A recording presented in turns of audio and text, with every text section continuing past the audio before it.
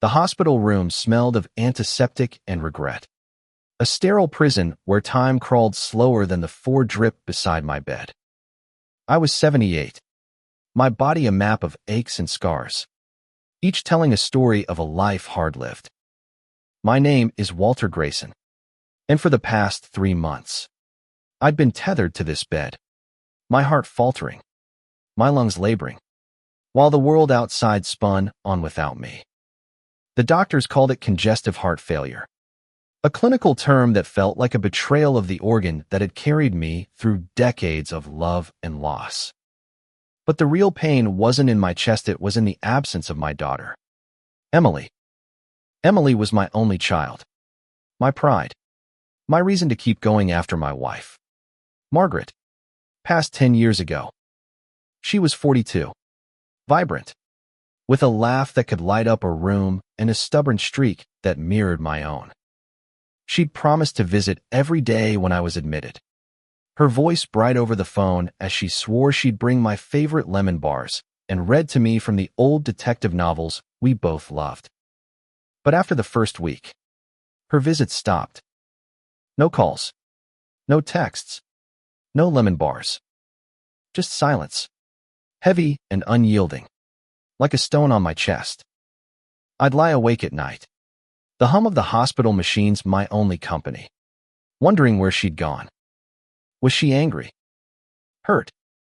Had I failed her in some way I couldn't remember? My mind, foggy from medication, spun stories. Maybe she was busy with work. Maybe she'd met someone. Maybe she was planning a surprise.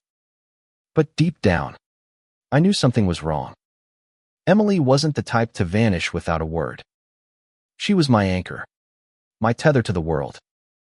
Or so I thought. The only constant in those endless weeks was my daughter-in-law, Sarah. Sarah, married to Emily's husband, Tom, for 8 years, was a quiet woman with a strength that didn't announce itself. She was 35, with kind brown eyes and a smile that held both warmth and sorrow.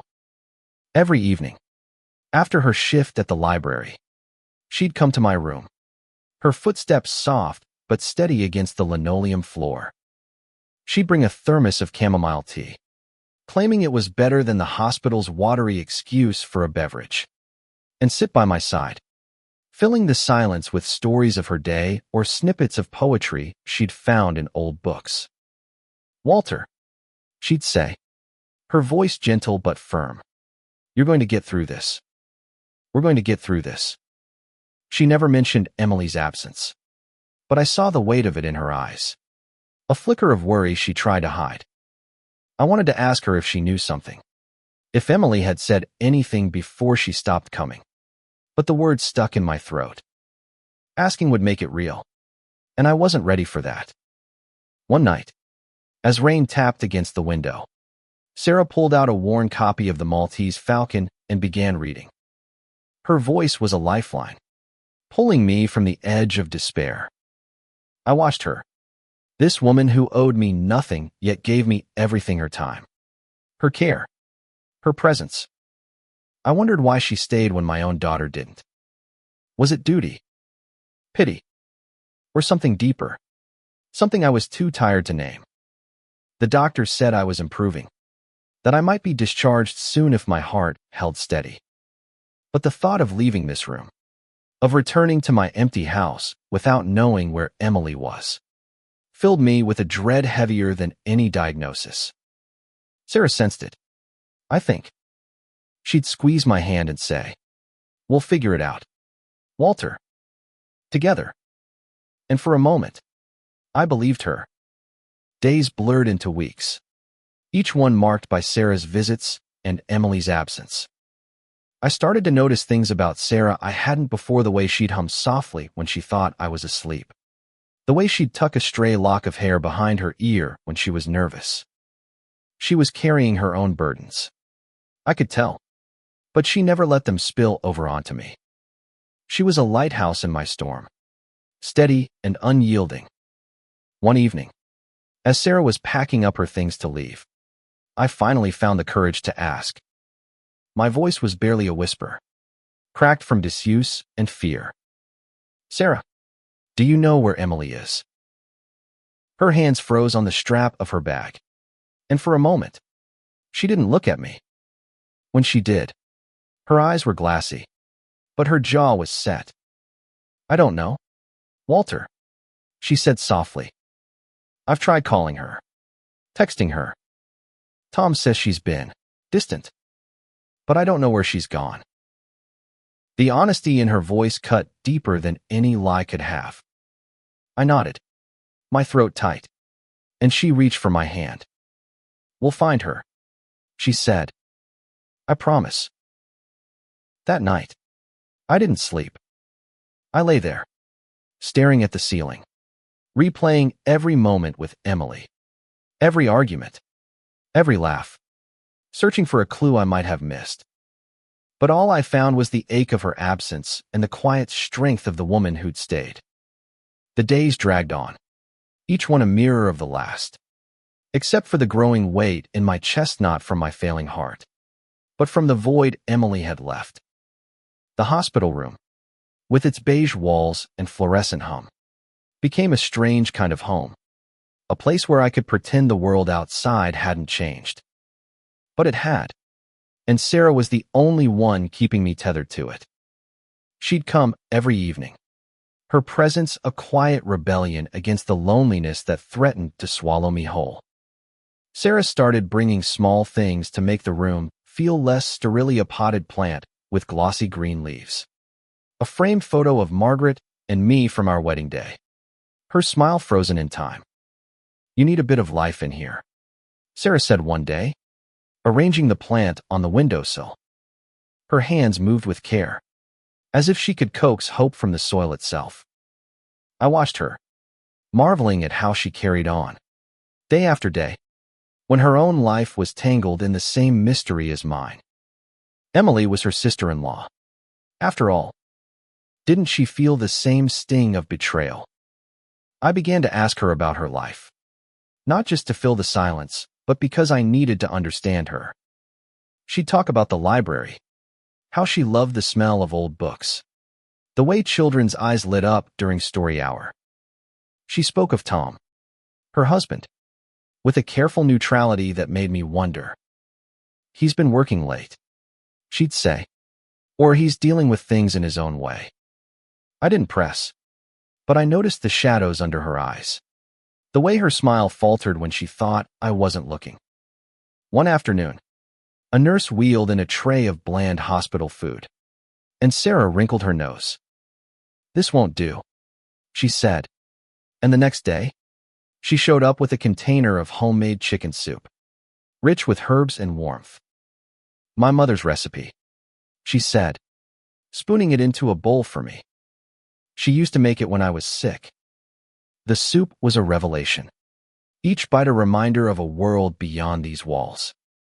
I ate slowly, savoring it, and for the first time in weeks, I felt something like hunger, not just for food, but for answers. "Sarah," I said, setting the spoon down, "why do you keep coming here? You don't have to." My voice was gruff, but I needed to know. Was it obligation? Guilt? She looked at me, her brown eyes steady, and for a moment, I thought she wouldn't answer. "Because you're family," she said simply, "and family doesn't give up on each other." Her words hit me like a wave, stirring memories of Emily as a child, clinging to my hand as we walked through the park, her tiny voice asking if I'd always be there. I'd promised her I would, and I'd meant it. But now, with her gone, I wondered if I'd broken that promise somehow. Had I been too stern, too distant, too wrapped up in my own grief after Margaret died? The questions gnawed at me, but Sarah's presence was a balm, a reminder that I wasn't alone in this. She started bringing letters from the library's community board, reading them aloud to Menottes from strangers, offering books, clothes, even prayers for those in need.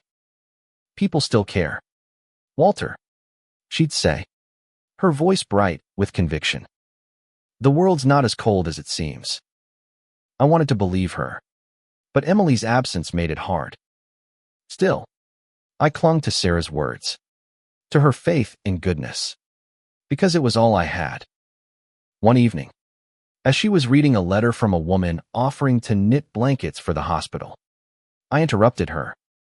"Sarah, have you heard anything from Tom? Anything at all about Emily?" My voice trembled, and I hated how weak it sounded. She hesitated, folding the letter carefully. "Tom's been quiet," she said. "He says he doesn't know where she is, but he's not himself. I think he's hiding something." Her words were measured, but there was an edge to them, a crack in her usual calm. I wanted to push, to demand more, but I saw the strain in her face and stopped myself. She was carrying enough. Instead, I reached for her hand, my fingers bony and cold against hers. "Thank you," I said, the words inadequate but all I had. She squeezed my hand back, and for the first time, I noticed the wedding ring on her finger, glinting faintly in the dim light. It was a small thing, but it reminded me of the life she was living, the one she was putting on hold for me. As she left that night, I made a silent vow: if I got out of this hospital, I'd find Emily. Not just for me, but for Sarah, too. She deserved answers as much as I did. The hospital's rhythm became my own beeps. Footsteps, the clatter of trays. But beneath it, a question pulsed louder than my heartbeat. Where was Emily? The not knowing was a wound that wouldn't close, and every day without her carved it deeper. Sarah's visits were my only reprieve, her presence a quiet defiance against the despair that threatened to claim me. But even she couldn't fill the hole Emily had left. I started piecing together memories, searching for clues.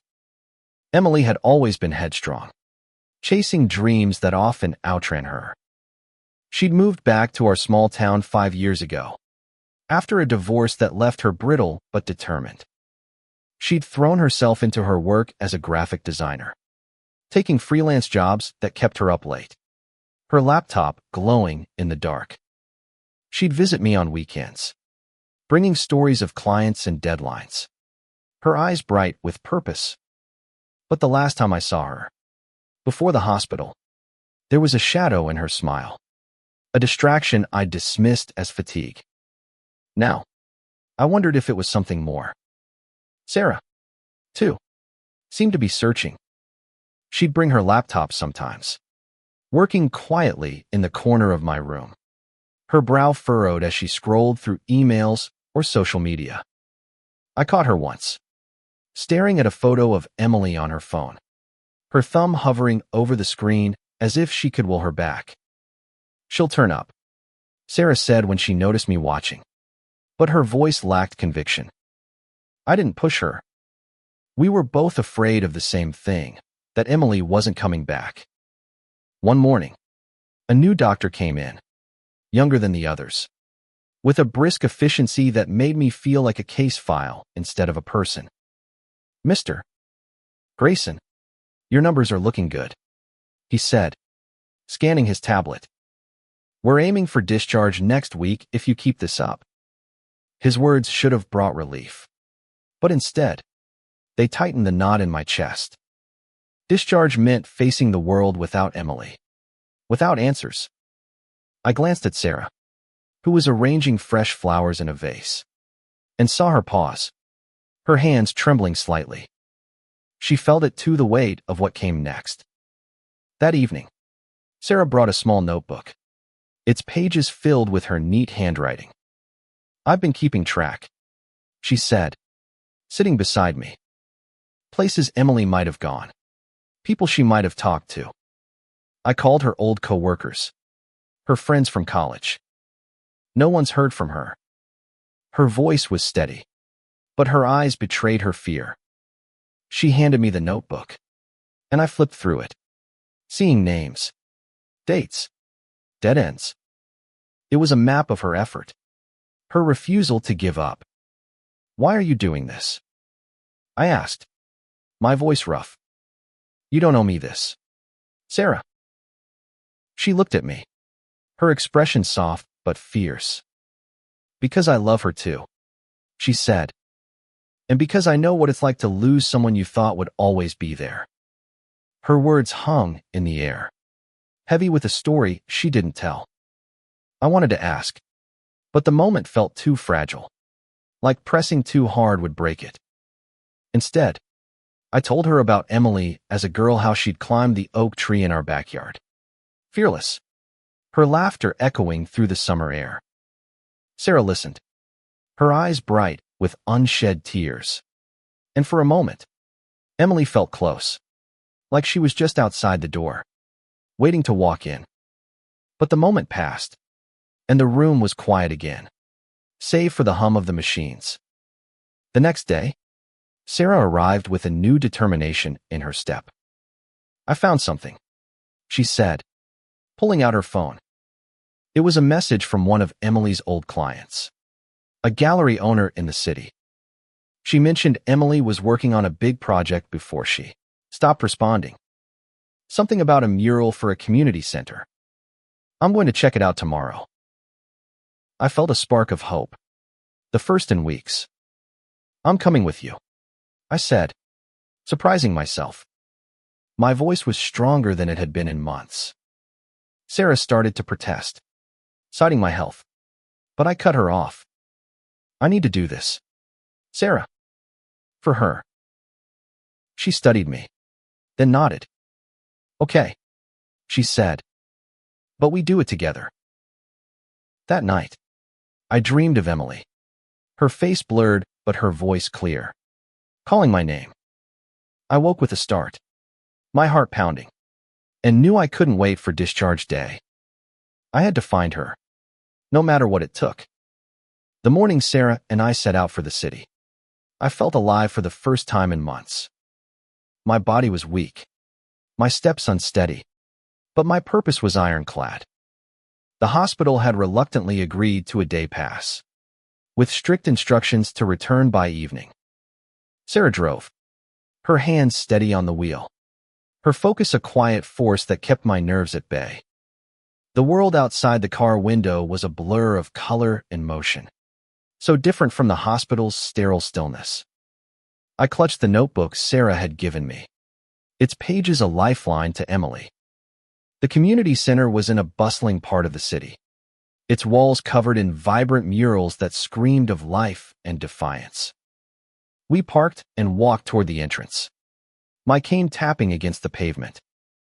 Sarah stayed close, her arm ready to steady me, but she didn't hover. She understood I needed to do this myself. Inside, the center hummed with activity kids painting in one corner, a group of teens practicing a dance routine in another. The gallery owner, a woman named Clara with gray-streaked hair and a no-nonsense demeanor, met us in the lobby. "Emily was here," she said, leading us to a half-finished mural on the far wall. It was an explosion of color blues and golds swirling into abstract shapes, a story told in brushstrokes. She was passionate about this, Clara said it was her way of giving back. I stared at the mural, searching for Emily in its lines. It was beautiful, chaotic, alive just like her. But it was unfinished, the edges rough, like she'd walked away mid-stroke. "When did you last see her?" I asked, my voice barely above a whisper. Clara frowned, thinking. "About 3 months ago. She stopped showing up. No explanation. I tried calling, but her phone was disconnected." Her words landed like a punch, confirming what I'd feared. Emily hadn't just stopped visiting, vanished from the world. Sarah asked questions, her voice calm but probing about Emily's mood, her plans, anyone she might have mentioned. Clara shook her head. She kept to herself mostly, but she was distracted, like something was weighing on her. We left the center with more questions than answers, but the mural stayed with me, a piece of Emily I could still touch. Sarah drove us to a nearby cafe, insisting I eat something before we headed back. over coffee and sandwiches. She jotted notes in her notebook, her pen moving with a fierce determination. "We're not done," she said, meeting my eyes. "There's more to find." I nodded, but my mind was elsewhere, replaying Clara's words. Distracted, weighing on her. I thought of Tom, Emily's ex-husband, and the way Sarah had described him: quiet, distant. "Sarah," I said, my voice low, "what's going on with Tom? You said he's been off. Do you think he knows something?" She set her pen down, her expression guarded.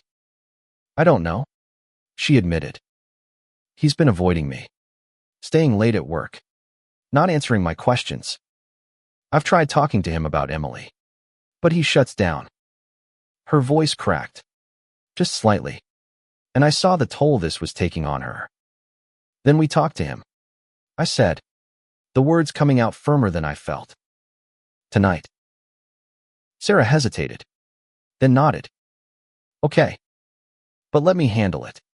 Walter, he's complicated."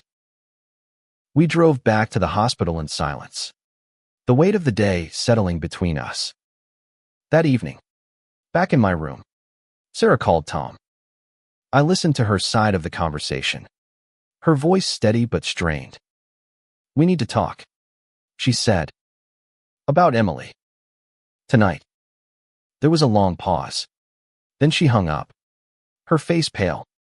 "He's coming," she said. When Tom arrived, he looked like a man carrying a secret too heavy to bear. His eyes were bloodshot, his shoulders slumped. Sarah stood by my bed, her arms crossed, and I felt a surge of protectiveness for her. "Tom," I said, my voice sharp, "where's my daughter?" He flinched, his gaze dropping to the floor. "I don't know," he said, but his voice was hollow, and I knew he was lying. Sarah stepped forward, her eyes blazing. "Tell us the truth, Tom. Now." Tom stood in the doorway of my hospital room, a shadow of the man I'd known. He was 45, with the kind of rugged handsomeness that had won Emily over years ago. But now his face was drawn, his eyes avoiding mine. Sarah's demand hung in the air, sharp and unyielding, and for a moment, I thought he'd bolt. But he didn't. He sank into the chair by the door, his hands clasped tightly, as if holding himself together. "I don't know where she is," Tom said again, but his voice cracked, betraying him. I leaned forward, ignoring the tug of the four in my arm, my heart pounding with a mix of anger and desperation. "Tom," I said, my voice low but steady, "you were married to her for 10 years. You lived with her. If anyone knows something, it's you." Sarah stood beside me, her presence a quiet strength. Her eyes locked on Tom like she could see through him. He rubbed his face, his fingers trembling. "She was struggling," he said finally. "After the divorce, she tried to act like everything was fine, but it wasn't. She'd stay up all night working, barely eating, barely sleeping. She said she was fine, but I could see it was falling apart." "Why didn't you tell me?" I demanded, my voice rising. "I'm her father. I could have helped her." Tom's eyes met mine, and for the first time, I saw guilt there, raw and unguarded. "I tried," he said. "I told her to talk to you, to lean on you, but she didn't want you to worry. She said you'd been through enough after Margaret died." His words hit me like a blow, stirring memories of Emily's fierce independence, her need to protect me even when she was the one breaking. Sarah stepped closer, her voice calm but firm. "That doesn't explain why she disappeared. Tom, what happened before she stopped coming to the hospital?" Tom's jaw tightened, and he looked away, his gaze fixed on the window. "She got a call," he said, "a few days before she stopped visiting. I don't know who it was, but it upset her. She wouldn't tell me anything, just said she had to handle it herself. The next day, she was gone. Gone. Sarah's voice was sharp. You didn't think to tell anyone. To call the police. I thought she'd come back. Tom snapped, his voice breaking. She's done this before, disappeared for a few days when things got too much. I thought she just needed space. He buried his face in his hands. And for a moment, I pitied him. But the pity burned away under the weight of my anger. You should have told us, I said, my voice cold. You let me lie here, wondering if she was dead or alive. And you said nothing. Tom didn't respond, and the silence was deafening. Sarah touched my shoulder, grounding me. We need to find that call, she said, her voice steady. It's our only lead. The next day, Sarah brought her laptop to the hospital, and we started digging. She accessed Emily's phone records through an old account she'd shared with Tom, her fingers flying over the keyboard with a focus that made me proud. We found a number, an unknown contact, called multiple times in the days before Emily vanished. Sarah traced it to a prepaid phone. Untraceable, but it was something, a thread to pull. We'll keep looking, Sarah said, her eyes fierce with determination. We're not giving up. Walter. I nodded, my throat tight. For the first time, I felt like we were closing in on something, even if it was just a shadow of the truth. That night, as Sarah packed up to leave, I stopped her. Sarah, I said, my voice soft. You're more family to me than anyone right now. Thank you. She smiled, a small, sad thing, and squeezed my hand. We're in this together, she said. And as she left, I felt a flicker of hope, fragile but real, that we'd find Emily and that, whatever happened, I'd chosen the right person to stand by me. Discharge day came like a storm I wasn't ready for. The doctors signed the papers. The nurses removed the four. And suddenly, I was free, but freedom felt like a trap without Emily. Sarah was there, of course, helping me pack the few belongings I'd accumulated, the plant, the photo of Margaret, the notebook filled with our search for answers. She drove me home, to the house I'd shared with Emily, its silence louder than the hospital's hum. Every corner held a memory, her books on the shelf, her scarf draped over a chair, her absence a wound that bled anew. Sarah stayed with me that first night, cooking dinner in my dusty kitchen, her presence a quiet anchor. We didn't talk about Emily, not directly, but she was there in every pause, every glance. After dinner, Sarah pulled out her laptop, and we went back to the phone records, chasing the prepaid number. She'd called in favors at the library, accessing databases I didn't understand, but nothing turned up. The number was a ghost, just like Emily. Days turned into weeks, and Sarah became a fixture in my life, stopping by after work, bringing groceries, checking my meds. I saw the strain in her marriage to Tom was fraying, his silence about Emily a wall between them. Yet she never wavered, her strength a mirror to my own fading resolve. I started to lean on her, not just for the search, but for the simple act of living. She'd read to me from Emily's favorite novels, her voice bringing my daughter back in fleeting moments. One evening, as snow dusted the ground outside, Sarah found something, a social media post from a community group, mentioning a woman matching Emily's description, seen at a shelter 2 towns over. My heart leapt. A painful, hopeful thing. We drove there the next day, my cane a steady rhythm against the icy pavement. The shelter was crowded, filled with faces worn by life. But Emily wasn't there. The director, a kind woman with tired eyes, remembered her. She was here, she said. A few months ago, she helped with the mural out back, But she left suddenly. Said she had to keep moving. Moving. The word echoed in my mind. A clue and a curse. Why was she running? From what? From me. I felt the weight of my years. My illness. My failures as a father. Sarah saw it and took my hand. Her grip firm. She's out there. Walter. She said. We'll find her. Back home.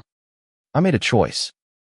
I'd spent my life holding on to things: grief for Margaret, anger at Tom, fear of losing Emily. But Sarah had shown me something else, love that stays, even when it's hard.